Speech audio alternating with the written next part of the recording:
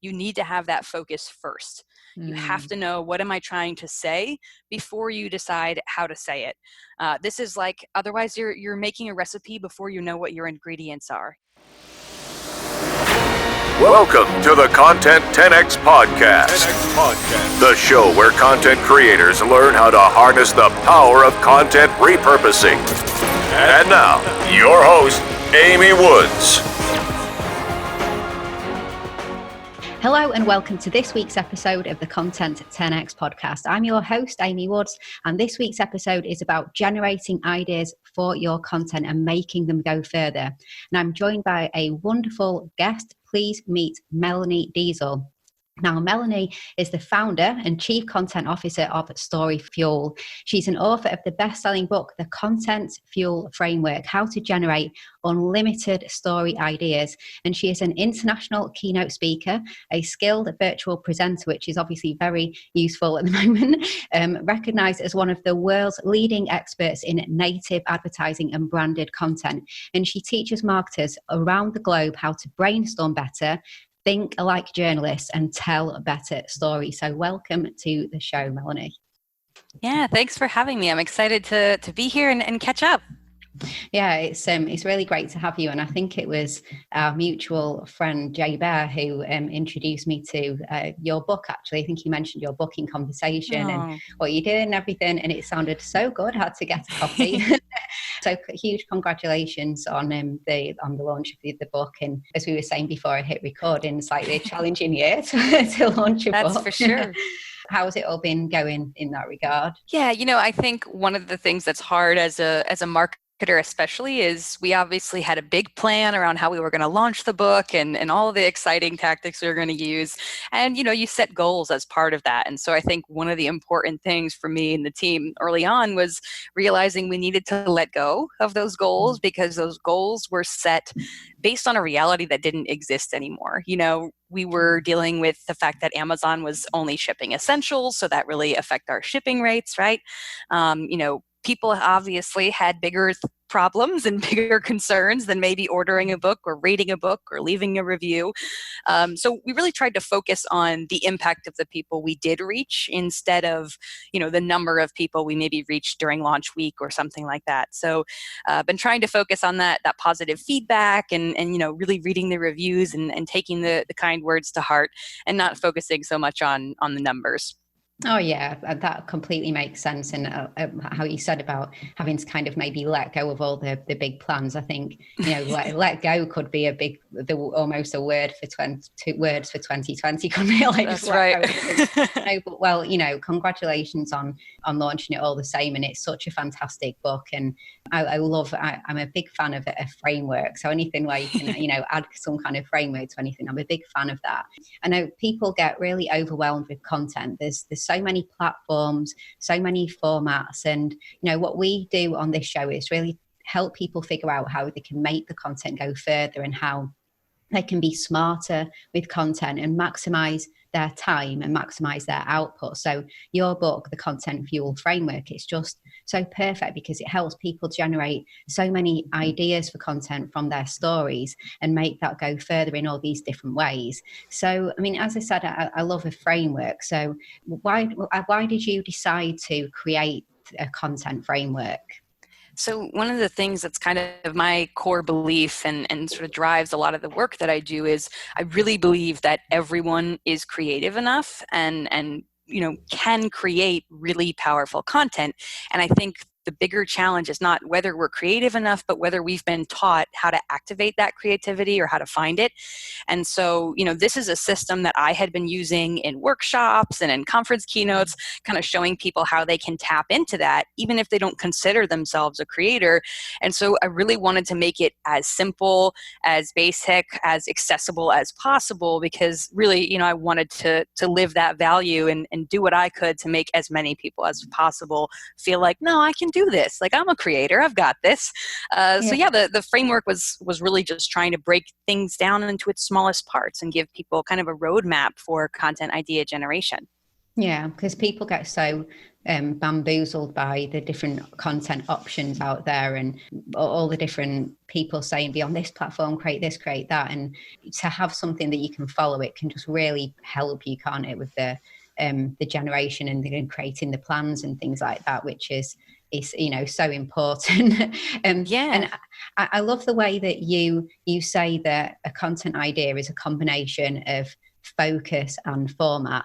It's so cool, because whenever people ask me to define repurposing content, I always say it's finding ways to share your ideas and your stories in a different focus and a different format and a different location. So your entire kind of focus plus format formula, I think it's just brilliant. And I was wondering, let's start with focus. So focus plus format is like the components of generating ideas. So what are the different focus aspects for content?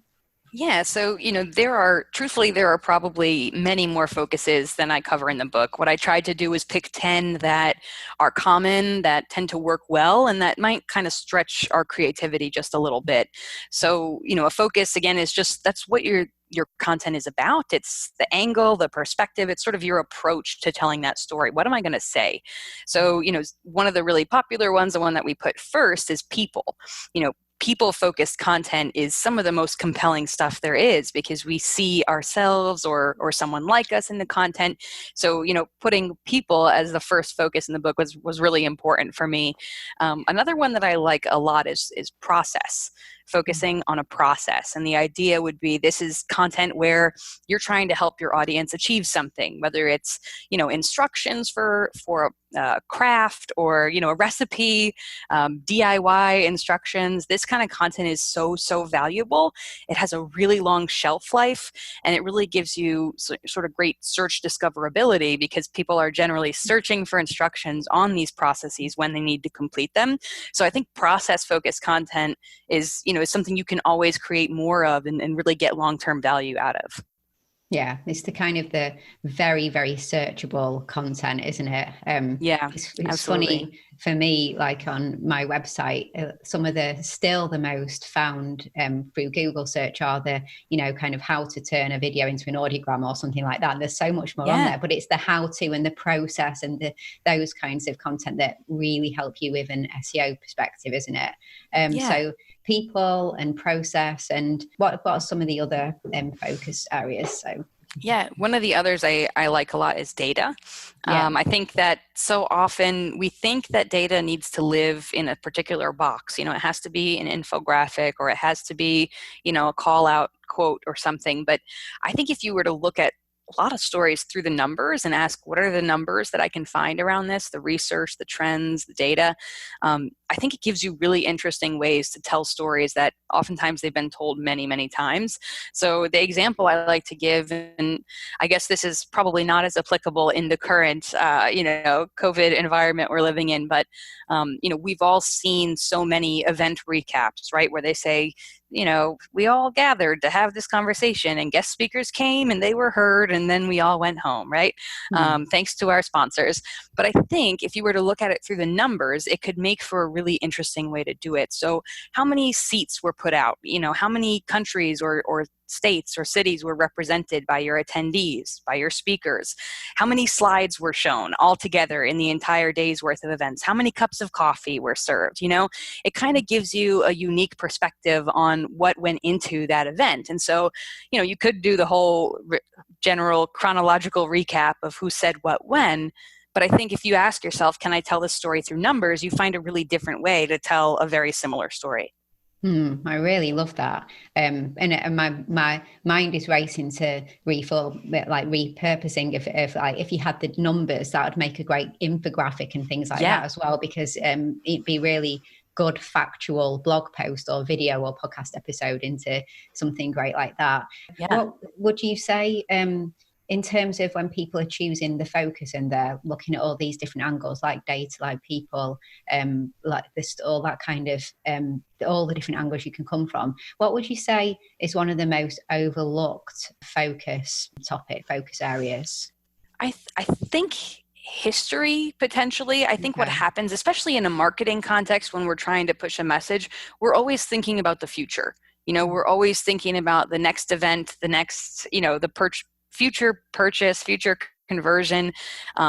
I think sometimes it's really valuable to look back at history or sort of what brought us to that point. It doesn't always have to be very far back in history. This could be as simple as you have a launch coming up. Well, what about the last product you launched? Or what about the first product you launched? How much has changed over the last year? I mean, just when you're thinking of a story, instead of looking forward, ask, is there a way to tell this story looking back that would provide a really interesting perspective? I think it's really easy to be very future focused, and you need that as a business owner, as a marketer, but sometimes there's so many interesting stories that are hiding right behind you.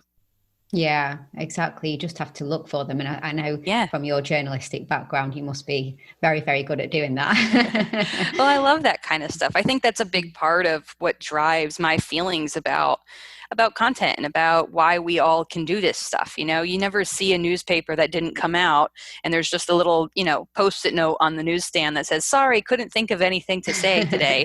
We're really good at finding those new angles and finding unique, approaches to stories. So I really think it's a teachable skill. And I'm extremely passionate about that.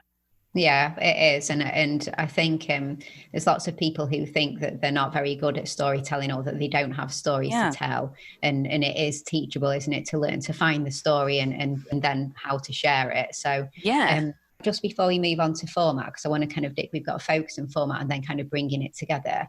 Are there any other focus areas that you think people should be really kind of thinking about that maybe, again, are kind of a little bit overlooked? Or So, we talked about process, which I think is one that's great, and history being one that's forgotten a lot. I think one that can be exceptionally useful right now at a time when many of us are, not having access to the same resources or time that we normally do is curation. So sometimes there's actually more value in collecting existing items than there is in creating something entirely new. This tends to work really well if you don't have a lot of time, you don't have a lot of budget, you want to resurface your old content. So maybe here's the few episodes or blog posts you may have missed last month, or the best trafficked blog posts of the year so far. It's a really, really easy way for you to provide something of value. Could be, again, collecting other people's resources too, a roundup of products you recommend, or books they should read, or shows they should listen to, things they should try. I mean, there's so many ways to just collect like items from elsewhere or from within your own content strategy and resurface those collected together as a new piece of content. I think sometimes we focus so much on creating new things that we forget about the value we have as curators for showing our audience. I know there's a lot of content out there. I know it's hard to know what to pay attention to.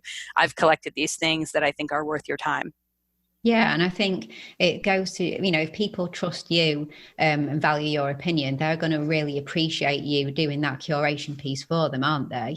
And also, I think it goes to show that it reflects well on you that you're willing to share content and thoughts and ideas that other people have created, and that you don't make it just all about you all the time, and that you're going to shine the light on other people's opinions and pieces as well, doesn't it?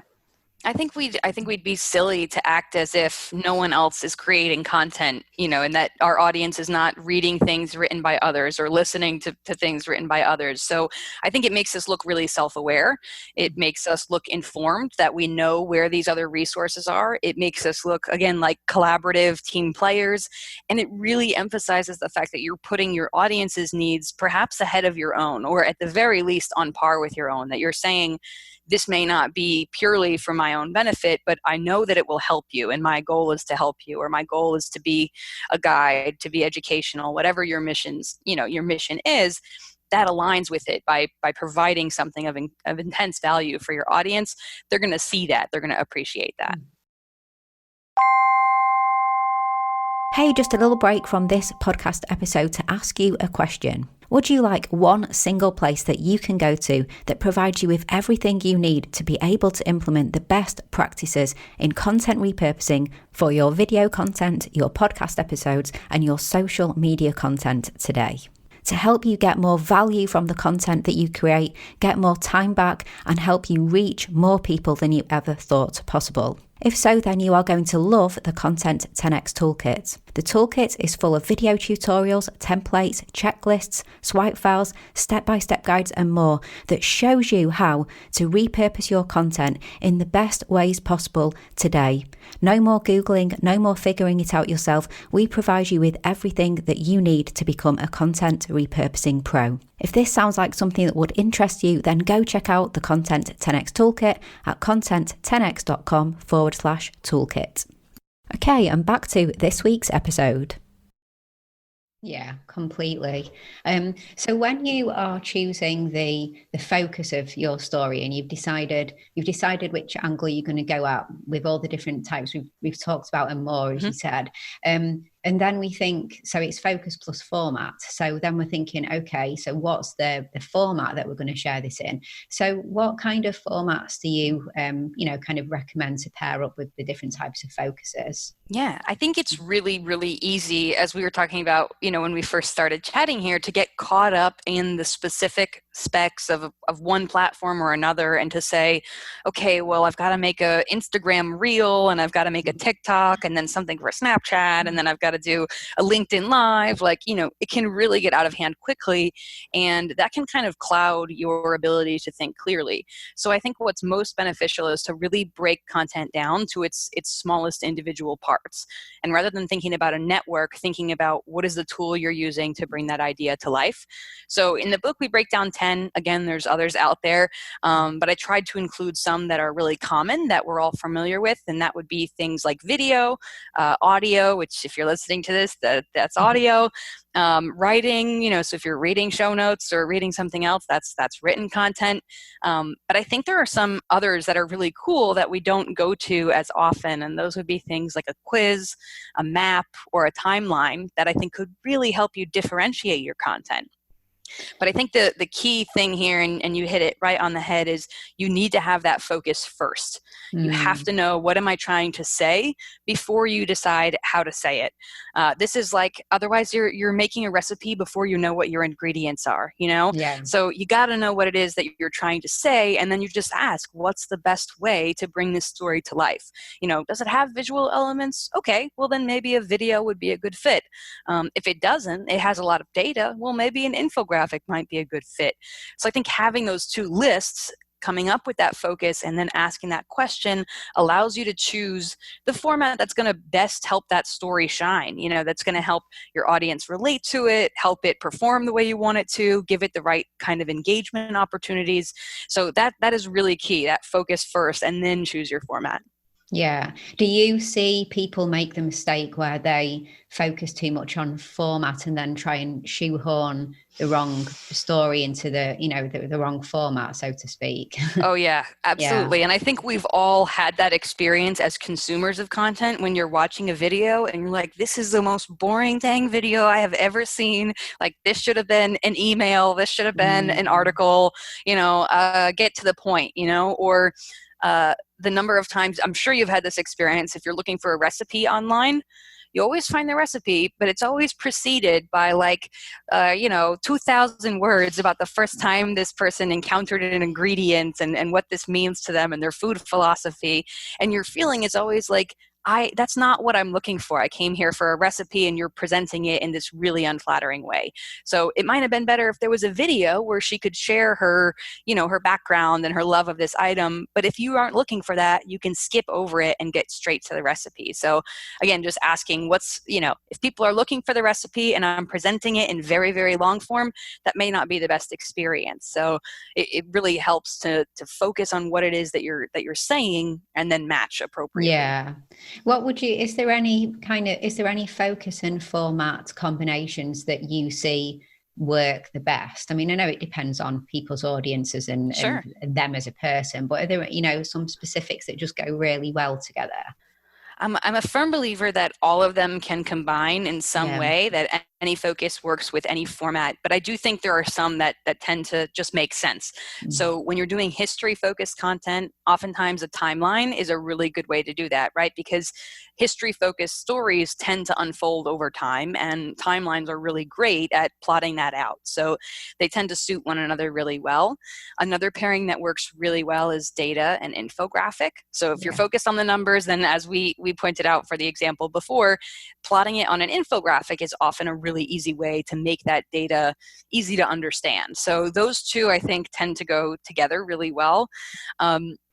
Process, I think process can unfold in a lot of different formats, but it does tend to happen often through writing, images, and video. Generally, maybe not all processes, but a lot of processes require some visual guidance. Think of the last time you looked up instructions for, I don't know, many of us probably how to cut your partner's hair or your dog's hair or, your child's hair in the midst of, not having access to a barber. Imagine trying to see those instructions only through audio and having no visual guidance for what to do. It would be really challenging. So we tend to see visuals come along with process-focused content just because, if you want to replicate that process, you usually need some visual guidance on how to do it. Yeah, completely makes sense, doesn't it? And then, when it comes to if you're going to repurpose content, then, you have to think of if it was a heavily visually dependent video or something like that, that's not going to go too well into audio if people miss in half of the things, the diagrams and things that you were pointing at and things like that. So you have to see how they kind of what they can go on to, but be really smart with the formats thereafter as well, don't you? Yeah, and there are always exceptions. Like I think, like I said, I think any of them can combine well. So you think about like an audio tour of a museum. I guess that's helping you through the process of moving your way through the museum. It is kind of guiding you through that, and it's done through audio. So sometimes it can work. It sort of depends on the process and the content, the story you're trying to tell. But yeah, there are definitely some that are really well suited, and some that might give you a challenge if you happen to try to combine them. They're a little more difficult to pair, but I've seen great things happen at the intersection of all those focuses and formats. So it's definitely possible. Yeah, I liked what you said about how sometimes perhaps people try to combine too much together into one place, like a big human personal story leading on to a step-by-step process and that kind of thing. So in that case, well, I guess again anything can work depending on some kinds of audiences and content, can't it? But I think it's probably advised to maybe create separate pieces of content to separate out the focus quite often. Would you agree? Like a lot of the time, it is better to keep it more focused on one focus, so to speak. Well, I think the other approach, if you do want to tackle sort of multiple options, you can absolutely combine focuses. That might be opinion, talking about your experience, and then process, giving the recipe. But my guess is those two parts may be better suited to different formats. So the example I gave is, maybe there's a video embedded at the top that says, my cheesecake journey or something, and if someone cares about your cheesecake journey, they can watch that video. If they don't, it's very easy for them to get right to the written recipe that they're there for.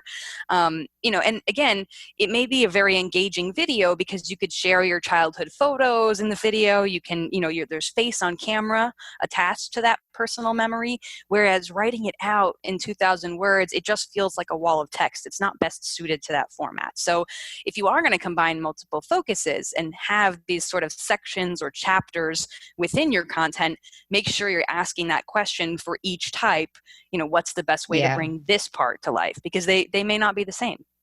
Yeah, I love that. And I think that if you're going to then create different types of content and put them all together on, say, your website with maybe a post, like you said, with the video aspect to it, with visuals to it, a process section, that can be a great thing to do, because what you can then do is send those separate sections out into the bigger world off your site in different locations, then, can't you? The video can go to YouTube, the graphics can go on Instagram, So it's keeping it on your land and sending it to the appropriate platform for that type of content then as well, isn't it? Yeah, and I think it's also important to know, I think we all have, I call it a first content language. It's like the type of content, the format you're most comfortable creating. Like I consider myself a writer. I would rather write 100 blog posts than edit, 5 podcasts. So, we all have a comfort zone. And what tends to happen is we stay really closely there, and we don't consider the fact that our audience also has first content languages for how they like to consume. So if you're only putting out written content, there may be auditory learners who would love your content, but they can't access it in a way that's helpful for them. If you're only putting out video, then the people who really like to read and take notes, they may not be able to learn from you as well. So at least experimenting with these different types, you may discover that it opens up new audience who couldn't really access your content in the way that was easiest for them to learn before. Yeah, exactly. It's kind of getting your story in front of people in the easiest way for them to consume, isn't it? Yeah. Well, I always compare it to, if it wasn't COVID and you were having a birthday party at your house, you would probably recognize that different people you wanted to invite would need to be invited in different ways. Your grandparents, they're not going to get the Facebook invite. You've got to pick up the phone. Right? And you've got certain friends that you've got to send them a Google Calendar invite, because if you don't invite them on the calendar, they won't show up, right? You've got your aunt that you need to send a Facebook invite because she's all over Facebook all the time. So you recognize in your regular life that these different ways of communicating, these different ways of presenting the same information helps you connect with different people. So we just want to apply that same that same methodology to our content. You have to invite people to the content party in different ways. Yeah, it's so funny that you should say that, because I'd never really thought about that, communicating with your friends and family in that way. But I can think of that with even just one person, and how I would communicate with them differently depending on what it was. So there's some friends, if it was a business, business friends, if it was a businessy related thing, like, do you want to come on my podcast or something, I would probably text them. But then if it was something jokey, I'd probably Instagram message them. And if it was, and it's so funny, it's even the same person, but I would generally text them for that kind of stuff, story for that. So it just goes to show, we have it in our everyday life, and it's just kind of bringing those principles into how we communicate with our audience as well, isn't it? It all still applies. Yeah. Talk to me about, so in your book as well, you talk about content multipliers. Could you explain a bit more about what they are and the concept of the content multipliers? So the multipliers are like the secret weapon at the end of the book, I think. This is where sort of the real power happens. So a multiplier is a way that you can take one piece of content that worked really well and then sort of adapt or replicate it, repurpose it to give it more mileage, to find ways to continue to tell that type of story. So, you think of time is one of my favorite multipliers, and I share some others in the book as well. But time allows you to adapt a piece of content to a different time frame. So, one of the processes we talked about before, we talked about, a haircut or a recipe.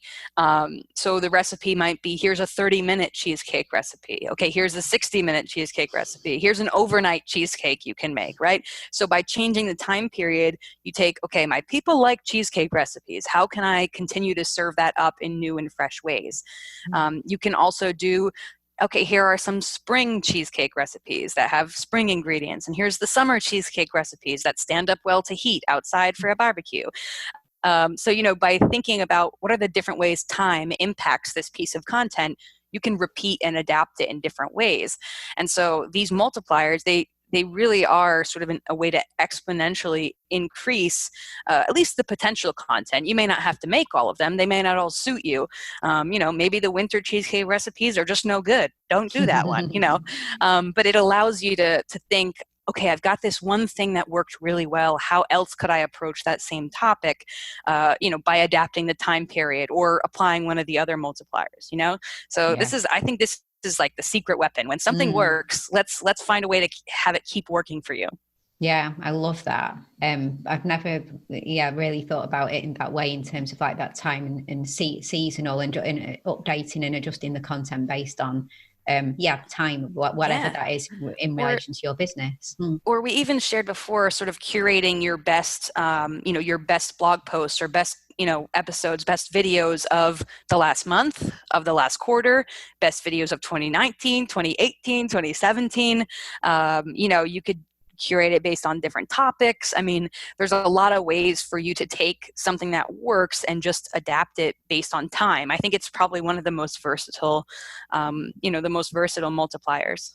I love it. Yeah, that's great. And then what are any other multipliers? So another one that we talk about in the book is resources. And what that means is oftentimes the content we're creating requires certain things for it to apply to our audience. Maybe they need to have a certain tool or be a certain type of business. So by changing the available resources, it allows us to adapt it further. So coming back, I don't know why the cheesecake recipe thing is working for me. But okay, what if you need a gluten-free cheesecake recipe? Someone needs it to not have gluten, or a cheesecake recipe if you don't have a compression pan, a cheesecake recipe for a convection oven specifically, cheesecake recipe with low sodium. You could no dairy. I don't know that that's going to be very tasty, but looking at these things and saying, what does my audience need to be able to create this recipe, or need to complete this content, to engage with this content? Because it's not just recipes and ingredients. You think about available finances. Maybe I'm recommending those products I think you should try. Well, here's the ones that are under $20. Here's the ones that are $20 to $50. Here's the ones that are $100 plus. It could be, these are the ones if you need an enterprise system, if you have a small team, if you're a solopreneur. There's so many ways to think about those resources that they either need or may not have, and then adapt that piece of content so you're hitting different subsets of that audience more specifically. Yeah, I love that. And this whole multiplier approach, it's trying to get your brain to look at content on a different, like horizontal or vertical, whichever it is. But we tend to look in it only one way, don't we? Whereas it's actually challenging you to look on a different level, like a different vertical, with all of these different ones, time and resource. Yeah. I think it's also really helpful for reminding us to niche down. I think a lot of us, we have that inclination to stay broad. We want to sort of appeal to as many people as possible. But there's a lot of instances where creating 5 niche pieces of content is going to be so much more valuable, get you so much more engagement than creating one bigger, piece. So even about the cheesecake recipe, how many people just go looking for any cheesecake recipe? It's always specific. I want a raspberry cheesecake recipe, or a cheesecake recipe with no dairy because my family doesn't do dairy, or, people look for specifics. And so if you can provide those specifics by multiplying and adapting, it can actually, again, help you reach more audience and get deeper engagement with that audience. Yeah, exactly. I was just thinking things that we do. So if we do an article on how to repurpose a YouTube video to social media, well, actually it should be to Instagram stories, Instagram reels, Instagram main, and TikTok, different Facebook ways Live, for each. Facebook, there's so many. And I think sometimes it's easy to think that it'll be a more kind of interesting post if it is just to social media, and then we'll just touch on different platforms in it. But by following this approach and being more specific, you then go to a more depth, don't you? And I think people do actually look for more depth, because that would be the how-to format, like the process format anyway. Well, of course people want depth in a process type of content anyway, don't you? So that makes sense. Yeah. Well, and just like you said, their problem isn't probably general. They're not saying, I have all this great YouTube content and I'd like to put it anywhere, right? It's probably specific. Like, I don't know what to do on TikTok. How can I adapt my YouTube videos for TikTok? Or how can I adapt my YouTube videos to Reels, which I don't know what to do with? So, by breaking it down in those different parts, you may cover the very same information, but just by positioning it as, more specific, by multiplying it there by the different, I guess that would be probably resources. Are they looking to do it through, these particular platforms? It allows you to create something that might even be more valuable, even if the content is really the same as it would have been in your one giant roundup. Yeah, exactly. It's easier for you to create because you've got the structure and the format already there, and you might only have to be changing certain aspects, some screenshots and certain terminology. But that doesn't matter, does it? Because people are looking for that specific problem to be solved or whatever it is. So, and my guess is that piece of content would work really well as either an image gallery, like an image list where you've got screenshots paired with written instructions so that they could follow along, or as a video, because it's a highly visual process to know where to tap and what to do and which tools to use. So my guess is that would have to be a pretty visual piece. Yeah, it would, wouldn't it? Oh, this I could talk for ages. We're so kind of aligned in terms of, just how you should go about creating content and thinking about it more broadly and all the different ways that you can do it. So one last question to ask you. So if they've just got a copy of your book and they're all ready to go with applying the Content Fuel framework, what kind of big tip would you provide, like a one single tip to just get started and hit the ground running with starting to use the framework? I know that this might seem counterintuitive, but I want you to start small. I think a lot of times what happens is we feel we have all these ideas, and that's wonderful. But if we get in over our heads, if we overcommit ourselves, I'm going to launch a YouTube series and an Instagram daily post, and I'm going to go live every day on Facebook. You're going to burn out really quickly. And I would much rather have you do one of those things and focus on doing it really well until it's second nature for a month or 2 months, and then try to add in some of the others. So that is my big advice. What can you do consistently? Where can you deliver quality on a regular basis? And then once you do that, then consider where you'll branch out next. Because I would hate for you to have all these amazing ideas and burn yourself out so you can't bring them to life. Yeah, 100% agree with you on that completely. Yeah. So in terms of where can people go to connect with you and find out more? Of course, get a copy of the book, The Content Fuel Framework, which I'm sure it's on Amazon, as we said before. But where else can we go to follow up and connect? Yeah, so if you'd like to learn more about the book specifically, you can go to contentfuelframework.com. That will give you links for where you can buy it, information about the workbook, and some of the supplementary materials you might want as you're working through the process. But you could learn more about me, my team, and about the book, if it's easier to remember, at storyfuel.co. So it's storyfuel.co. And that has all the information about where to find us on social, how you can work with us if that's something you're interested in. And again, the information about the book is there as well. Brilliant. Okay. Well, thank you so much for coming on the show. It's been a fantastic conversation. Super, super useful for everyone listening, I'm sure. Thanks for having me and letting me share my story.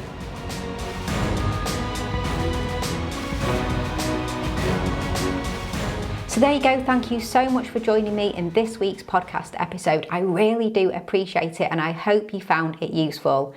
Now, of course, there's plenty more tips and advice on content repurposing in my book, Content 10x, More Content, Less Time, Maximum Results. So please do get a copy if you don't have one already. It's content10x.com/book. And if you want us to do the repurposing for you, then head on over to content10x.com to find out all about our fully done for you content repurposing service. We'd really love to hear from you. Please do follow me on social media too. I'm at Content10x on all the platforms. So all that's left to say is thanks so much for listening to this week's podcast episode, and I'll catch you in the next one.